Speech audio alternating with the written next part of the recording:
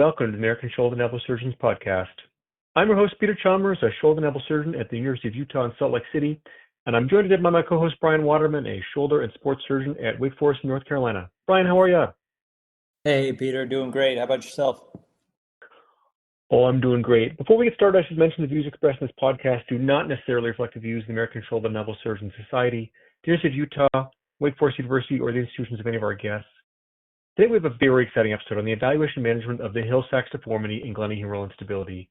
This continues to be a source of fascination and variation in treatment among shoulder surgeons, and to discuss, we've invited two nationally renowned experts. First, from Pittsburgh, we have Dr. Albert Lin. Albert, welcome to the podcast. Thanks so much for having us. Really excited. We're very excited to have you. Next, from Mississippi Sports Medicine, we have Dr. Larry Field. Larry, welcome to the podcast. Thank you, Peter, and thanks for the opportunity. All right, so let's start at the beginning. So between 1832 and 1930, there were several case reports of this common defect in patients undergoing humeral head resection for chronic dislocation, but it wasn't until 1940 the two prominent radiologists, Harold Hill and Maurice Sachs, published their landmark paper describing this pathologic region and the mechanism for injury associated with glenohumeral instability, and they had actually a series of 119 patients. So fast forward to today, I want to start with you, Larry. How would you define the Hill-Sachs? When you see this, what does it mean to you when you hear that term? Yeah, I mean, the Hill-Sachs is, I guess, one definition to be an impression fracture of the posterior humeral head that occurs as a consequence of being, I guess, for lack of a better word, impaled by the anterior glenoid rim in a patient who has a dislocation. It's pathognomonic for a dislocation. And so that's how I would define it. Yeah, Albert, maybe I can follow up on that.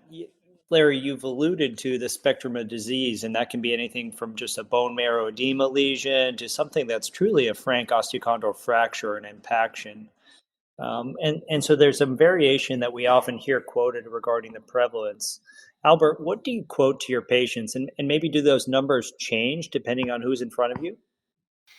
Yeah, I mean, I think what Larry mentioned about that being pathognomonic is sort of the key. We see a lot of patients who describe some episodes, but then if you see nothing, like on the back of the humeral head, and you see sort of nothing on the labrum, you're sort of stuck wondering whether they actually had an event. And so I agree, there's a big spectrum of, what you would call just either some signal in the back or an actual, actually I tell my residents a Hill-Sachs gone wild actually creates a greater tuberosity fracture. So yeah, there's a big spectrum of it, but I think it's key to even see changes, because then something has happened. So essentially, I would tell most of my patients that it's not 100%, but you're getting close to 100% if you have a true event, in my opinion.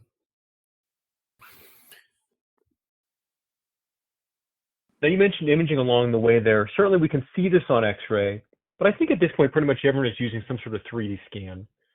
So Larry, what's your preference here? If you were to try and image just the Hill-Sachs, do you think MRI is better or CT better?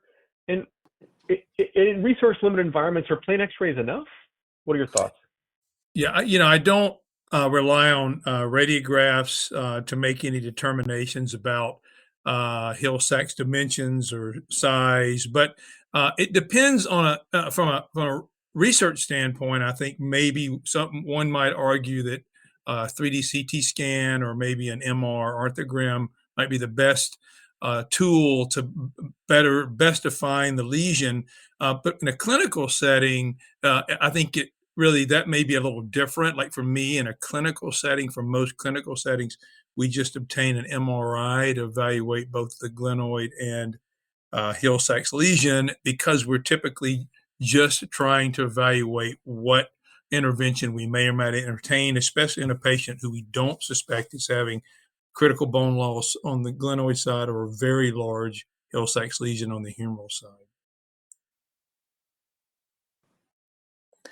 Yeah, Albert, maybe we can dig in a little bit on that. We're talking about the characterization of these lesions, and a lot of times it merges between more objective measures, things like the Hill-Sachs interval and the glenoid tract or the distant dislocation. But I'm curious, when you look at these Hill-Sachs lesions, how do you quantify or characterize this lesion in a real reproducible way, at least one that influences your clinical decision making? Well, I mean, I think you're getting to the sort of the heart of how do we make these measurements to determine what we think is the best way of maybe evaluating them objectively right now. And I would say that, that you kind of alluded to sort of this near track, off track, sort of on track deficit. And I think there's a lot of variability how you can measure this, right? MRIs give you detail, but they may miss certain cuts. CT scan, you might get sort of, we're often trying to make some 2D measurements from, what we know is a 3D lesion. And so for me, I think and this may or may not be right, but we usually just try to pick the largest deficit that you would see on an axial sequence and basically be able to measure your Hill-Sachs interval that way. But there are some nuances, right? Because the Hill-Sachs can be superior or inferior. It can matter where it is located on the humeral head, and so I think this whole concept of trying to do a 2D measurement on a 3D structure is limited. And I just don't think right now that's the best way that I would say I could do it. But I really think that there are some limitations in our ability to characterize this accurately from a 3D standpoint. Albert, I couldn't agree with you more that it's so challenging to know how to make those measurements accurately. One of the things I wanted to ask you about specifically, because you've done so much great work on this whole kind of distance to dislocation concept, which I think is somewhat based on the Hill-Sachs, but of course also based on what's happening on the glenoid side. When you make your measurements, I just want you to think for a second about the idealized world. In what plane would you want to make them on the humerus? Would you want them to be orthogonal to the cuff? Would you want them to be as wide as possible on the lesion? Would it matter what the patient's range of motion look like? Like, tell us how you would, when you make that measurement, what in the ideal world would it look like on the humerus? Yeah. I mean, if I had a perfect way of being able to measure this, it would be like a dynamic measurement where you could put somebody into sort of the motion of getting them into ABER and seeing them fluidly move and sort of how they're articulating on the humerus as they move. I know there's no real way to kind of dynamically measure that right now. But I would say sort of an ideal sense, that would be what you would do. You would measure a 3D structure dynamically. However, I think right now, probably, and I don't know, you guys may all have different ways of measuring this, but for me, you kind of take worst case scenario, and for me, that's essentially an axial sequence looking at sort of the medial lateral dimension, which probably matters a little bit more than probably the cranial caudal dimension. We've also done some work looking at that too, showing that sort of the more inferior Hill-Sachs lesion is, the more I think worrisome it is, and it may make some sense because in those positions, your arm just has to be in adduction for potentially Hill-Sachs to engage. So I think there are some limitations, but for now, I think we use the worst case kind of scenario measurement. Yeah, Larry, I feel like sometimes this is considered on a binary scale, right? Presence or absence of Hill-Sachs lesion. But as you know, and as Albert has alluded to, it's the medial-lateral distance, proximal distal distance, it's the depth, it's the surface area, whether there's any articular cartilage on the other side, i.e. that little strip that's kind of more centrally in the head. What do you find are the most important factors for you as you're considering this and trying to lean on a specific aspect of treatment? Yeah, it really is for me always in conjunction with what's going on the glenoid side. Now I've seen, relatively large Hill-Sachs lesions in the complete absence of glenoid bone loss, but at least in my practice, that's very uncommon. So we really don't evaluate the Hill-Sachs lesions in isolation. We always evaluate glenoid bone loss. We always try to assess the glenoid tract to try to determine in a more global way how we might make management decisions on behalf of the patient.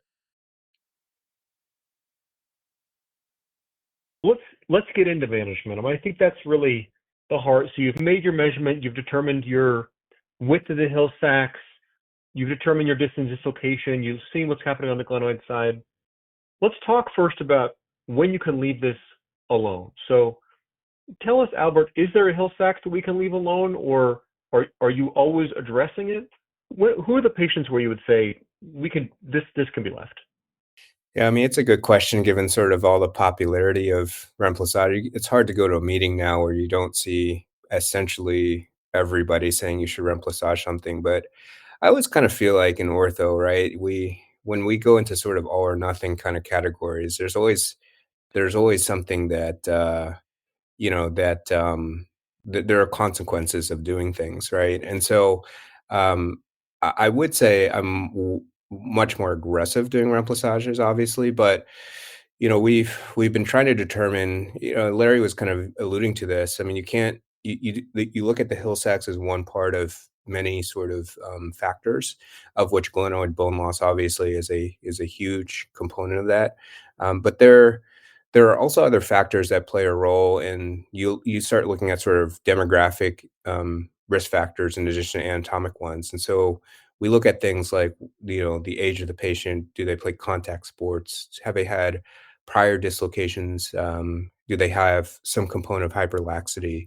Um, and I think all of those factors determine sort of your risk threshold for when you believe a remplissage or something else to address the Hill-Sachs is necessary. And so we've been sort of trying to develop a risk assessment score to kind of look at these factors.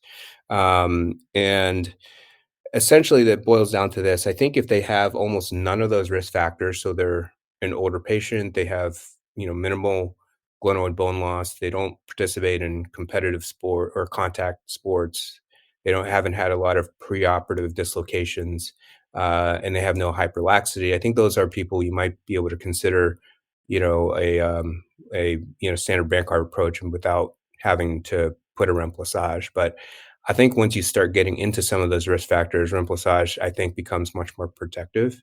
And then we also know that if you have way too many of those risk factors, that probably if you try to force it with a arthroscopic approach or with remplissage, it'll probably be unsuccessful. So, I think there's a need to determine sort of how maybe AI will play a role in that in the future too, where you can kind of input all these factors and kind of see where probability of success is.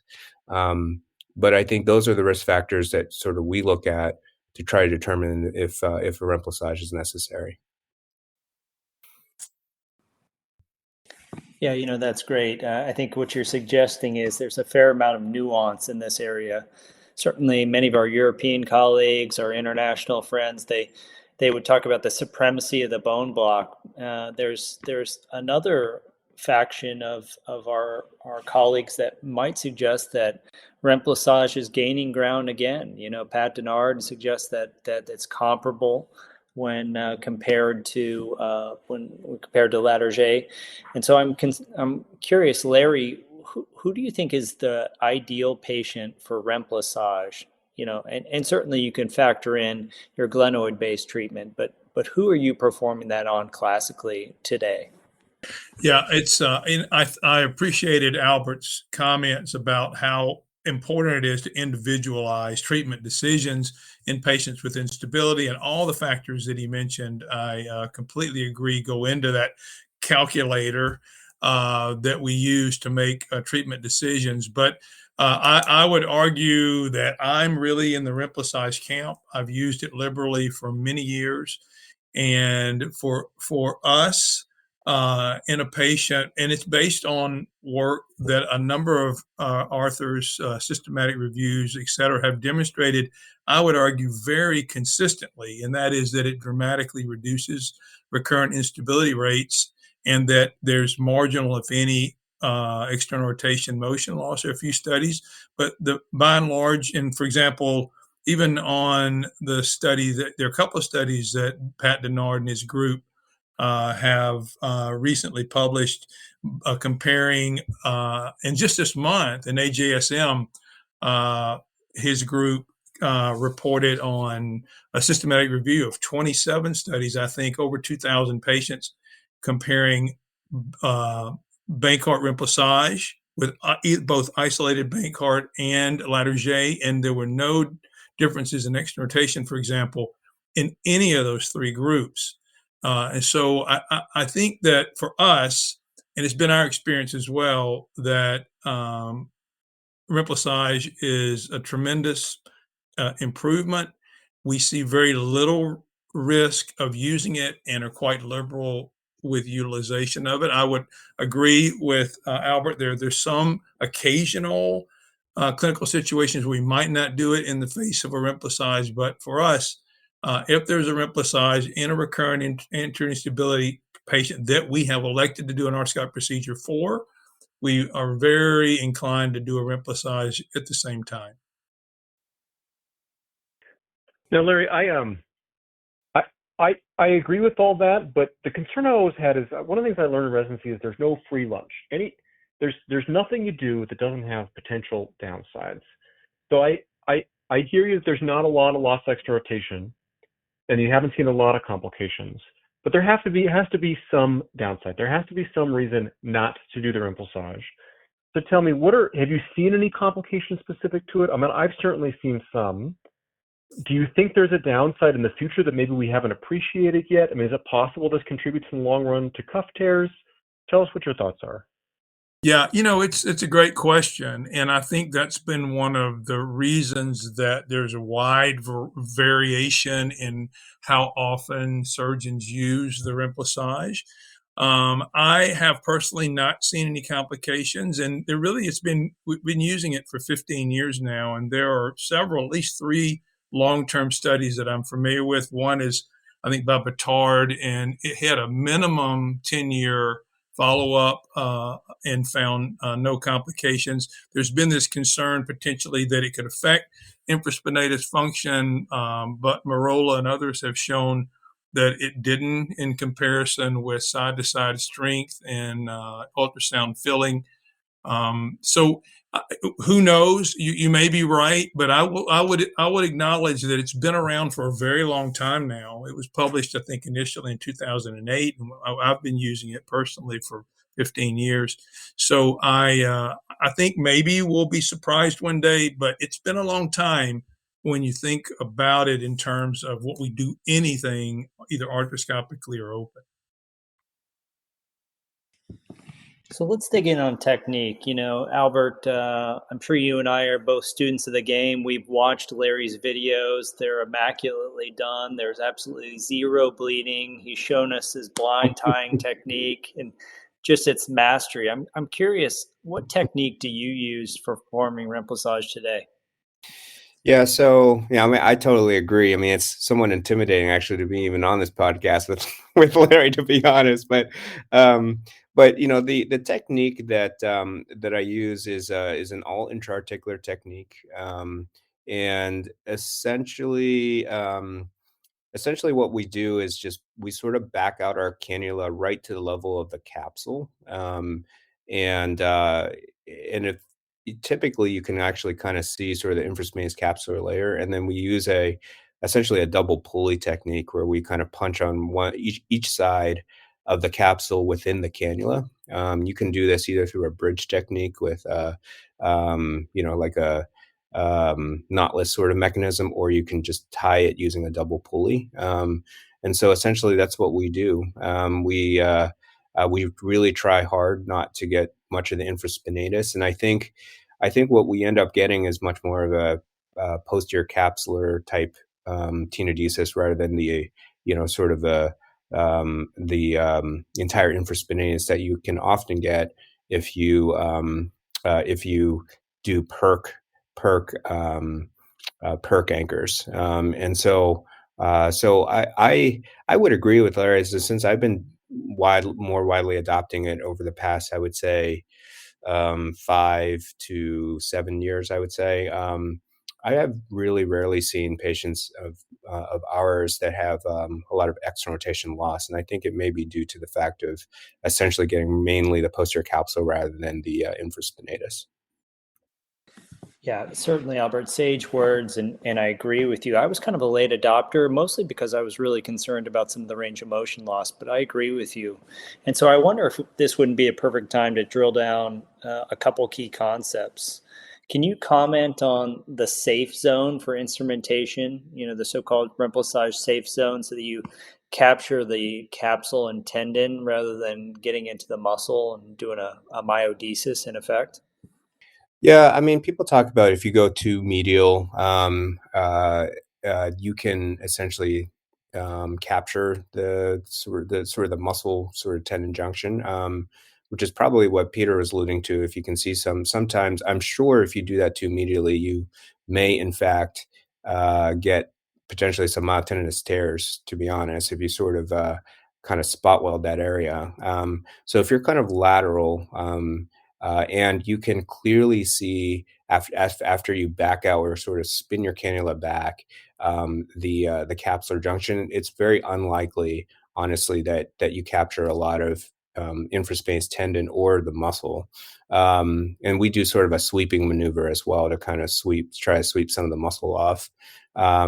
So I would say, the tricky thing then becomes though, and we could, I'm actually curious what you guys do in particular, and Larry, is when the Hill-Sachs gets pretty medial, it sometimes becomes hard to know exactly where to put this anchor.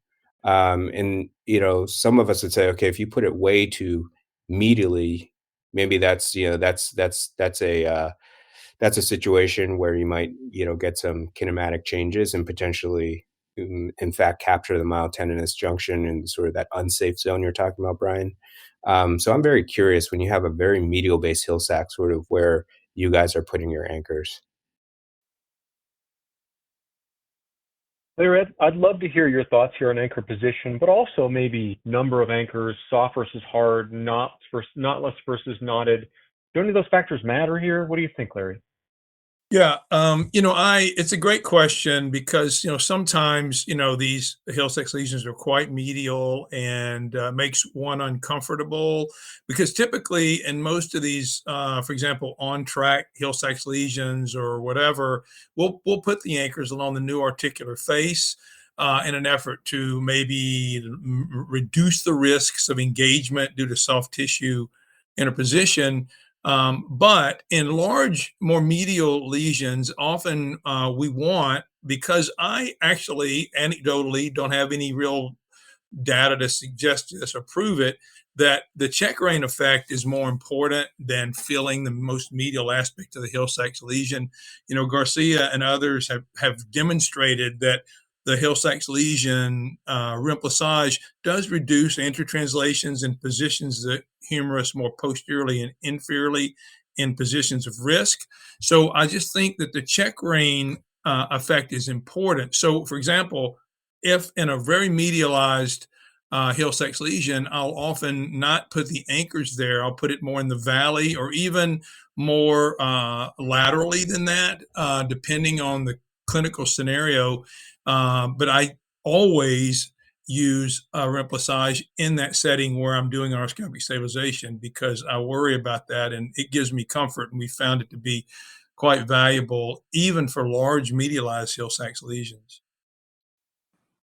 Larry, it's awesome that you mentioned that because that's what I do too, and I just wanted to make sure, like the expert, the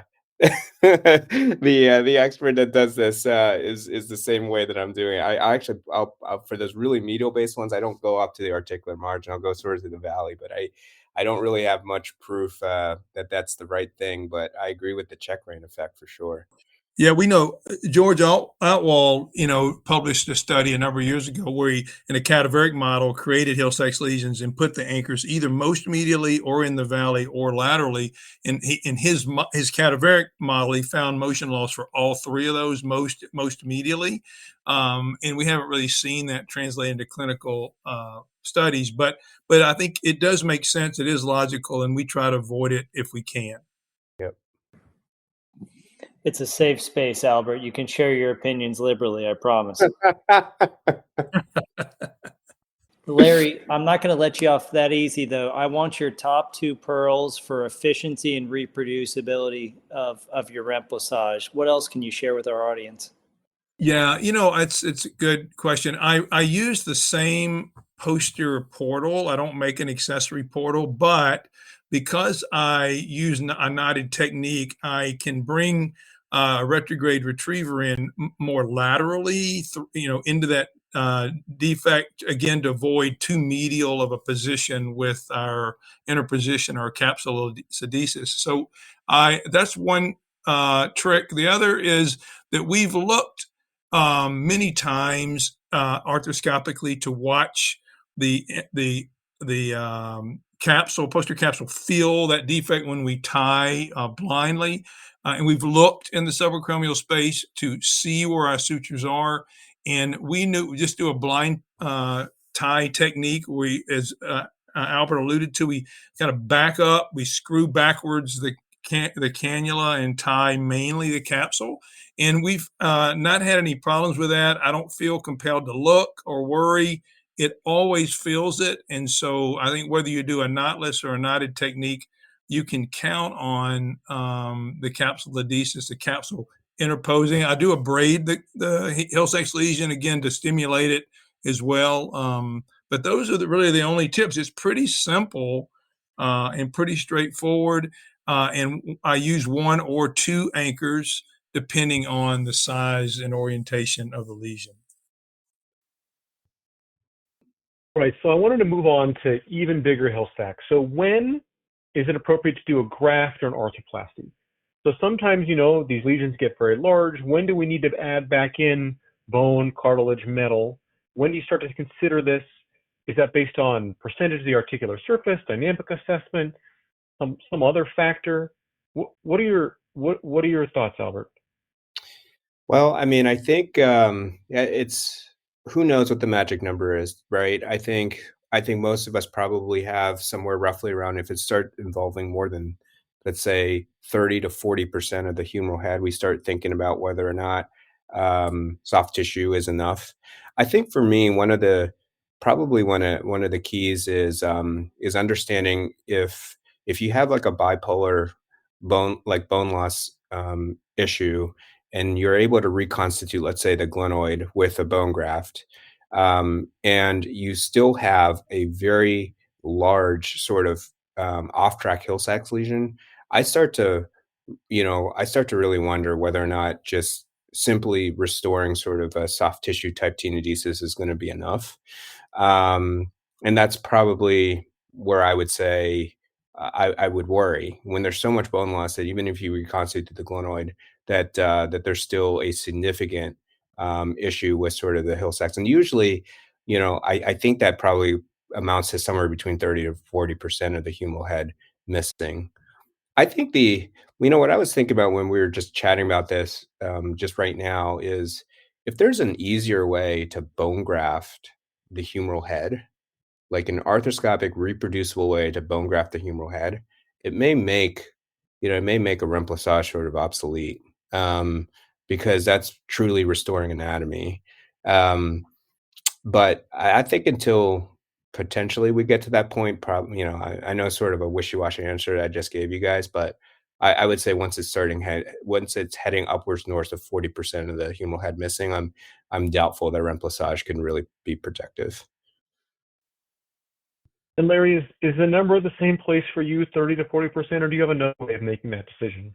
Yeah, it's another good question. And I think what Albert alludes to again is how especially these complex cases have to be individualized. I mean, the glenoid side matters a lot in a situation like that. It's very rare, again, that you would see a very large Hill-Sachs lesion, like 30% of the articular surface, that doesn't involve significant glenoid bone loss, and the age of the patient, whether they're actually unstable or not.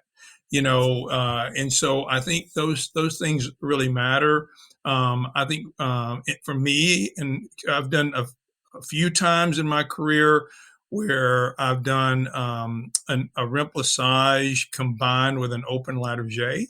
I'm a sling guy, and so it's not difficult to do the remplissage, just to braid the Hill-Sachs, put the anchors in, and put them aside, put the sutures aside to the end of the case, and do your Latarjet and tie it at the end.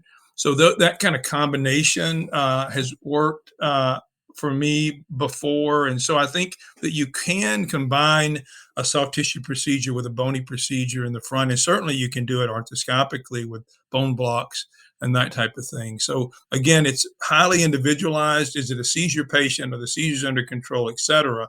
But I think 30%, especially with instability, recurrent instability, is a really trigger for me to do something very significant. Yeah, it's funny, Larry. I will say the only time I've combined the two is in a seizure patient that you're describing with glenoid bone loss, maybe even upwards towards 30% humeral bone loss, because the Latarjet is so powerful, and then I need something else to kind of supplement the sort of the recurrent seizure disorders, and so that is probably the few instances I've kind of combined the two that you're describing as well. Right. And Pascal Below published a study last year, I think in GSES, where he talks about really big Hill-Sachs lesions, and several of those patients were seizure patients, and he Yep. combined an arthroscopic Latarjet with remplissage. Yep. Yeah, Albert, these are one-off cases, right? And there's not a ton of data out here. What's your technique for grafting? Is it, relying on some snowman plugs? Is it an oblong graft? Are you kind of doing an orange slice technique? Is Yeah. this mostly through the front? Maybe walk me through your thoughts there. And then what we'll dovetail into is just a discussion about doing both sides. How do you accomplish that? Sure. Yeah, I've done a few of these cases. Obviously, I've always done them open. If I bone graft them and essentially do essentially a complete arthrotomy approach from the front, and essentially externally rotate just like you would in a total shoulder. I use a lemon slice technique, something I learned from JP Warner in fellowship, was kind of cutting a zero form, basically using a piece of zero form to kind of cut a template, I guess, for the missing Hill-Sachs on the humeral head of the patient, and then taking that piece of zero form on the back table and laying that on top of essentially laying that on top of the graft, and then you can kind of outline it with your marker, and then you can essentially just cut using a your saw to get a lemon wedge, and you can obviously shape that a little bit to fit it better, and then use countersunk screws, and so 2 or 3, depending on sort of the size of the defect, and usually kind of a nice way to sort of match your defect. Larry, any additional thoughts? What about when doing concomitant procedure? I heard your allegiance for the remplissage still when doing glenoid grafting. Is there ever a scenario where you would do a humeral-based reconstruction in addition? Yeah, I've done that twice in my entire career. It's been very uncommon for me, but I think it brings up a point too about the different practice profiles that surgeons have. Albert has tremendous practice. He sees quite a number of complex problems. I, on the other hand, I'm more in a community practice. I see a lot of kind of typical traditional index problems. And so for me, that'd be a very uncommon intervention. But that said, I've done it twice, and I will call Albert the next time I need to do that so that I can get the details on his wonderful technique. Yeah, I certainly don't want to get into a referendum on whether Southerners do more crazy things than folks in Pittsburgh. I will say, Brian, there's one case I had actually very early in practice. It was a locked anterior dislocation. The guy had been locked out for about 4 months, and um, we did. So he had about a 40% humeral defect, and he was youngish. I think he was in his 40s to 50s in Carpenter. And I actually had a very difficult time getting from the front to graft it, because it was, because of the location of it, and sort of, even if you could make that, it wasn't difficult to match the defect with the graft, but it was difficult to get sort of a screw trajectory to drill. And so I ended up actually making a separate approach posteriorly, through a posterior window, which actually gave me direct access to the back of the shoulder. So it's the only time I've really ever had to do that for this type of reconstruction. But in case of a bailout, that is an option to essentially split the deltoid, split the infra, and then kind of do an arthrotomy in the posterior capsule, and you're sort of right onto the back of the shoulder. But I have not grafted these arthroscopically. I know people are starting to describe that and potentially using the talus. I am very intrigued by those techniques. Yeah, Larry, I fear we've deviated into the esoteric topic. So before we close, I just wanted to get your thoughts on how you manage this in an overhead thrower. That's certainly been one of the relative contraindications with remplissage. Do you think that's off limits, or can you do it with nuance? Tell me about your thoughts there. Yeah, I think again, it's a very individualized situation, and a high level overhead thrower who has recurrent anterior shoulder instability.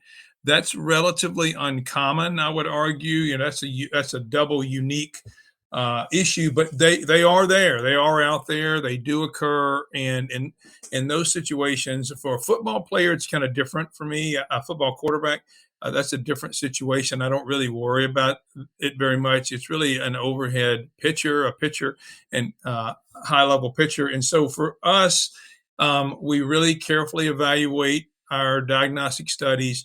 We make intraoperative EUA, and we carefully evaluate the lesions, but we will do a remplissage in those situations if we feel like we should. We don't really hesitate to do it. We might place the arm in a throwing position to tie, or may tweak it a little bit. But at the end of the day, I mean, an athlete who's putting his arm in a highly risky position, I tell our fellows, if our philosophy is that we're there to make sure the patient doesn't dislocate again, and if we lean too much into maintaining every degree of external rotation, but they redislocate, they're not going to thank you for preserving every degree of external rotation. And so even in that situation, we tend to prioritize stability over being afraid to stabilize the shoulder. Yeah, Larry, I couldn't agree with you more. I think the football quarterbacks, I feel like they do just fine actually with the remplissage, and I think it's the difference of the weight of the ball and sort of the motion of throws. But I would say if you're a high level overhead athlete that has recurrent anterior instability, your chances honestly of having a great sort of throwing motion that is completely impeded by a stabilization of some sort, is you're already sort of at a high risk of being affected by that surgery. And so I think I would agree. I think if you start messing too much with, okay, now, I mean, we try to do the best we can to restore their motion, but I agree that I think the recurrence, if they're going to redislocate again following a surgery because you gave them too much motion, that almost leaves them in the worst position. And so, I've certainly done remplissage and throwers too, but I'm under more of the opinion that they were going to have a hard time anyways following any type of anterior stabilization procedure, getting back to their, sort of their pre-injury or pre-surgery level of competition. Certainly, I think those are words of wisdom for the athletes and, for the gymnasts and for the volleyball players. And those are such challenging cases. Both of you guys have shared just a wealth of wisdom here on the ins and outs of the Hill-Sachs and its evaluation and treatment. And I can't tell you how much I appreciate both of your time. And this is really valuable. Listeners, I think, will really find this educational as they approach these patients. So thank you both for coming on. This was really great. Well, thank you guys very much again for the opportunity. I've learned a great deal, as I always do, from each of you. And so thank you. Yeah, likewise. Thanks so much for having me and for allowing me to share the podcast with Larry. What a treat, and also for kind of being able to chat with you, Brian and Peter. Just what a great venue to do it. You guys are truly leaders in the field, and it's an engaging topic, no pun intended. And we just, I love leaning on your expertise and experience. Well, that's about all the time we have for this podcast. So just want to thank so much our two honored guests. For all our shoulder and elbow listeners out there, don't forget to subscribe. And for Peter Chalmers, I'm Brian Waterman. We'll see you next time.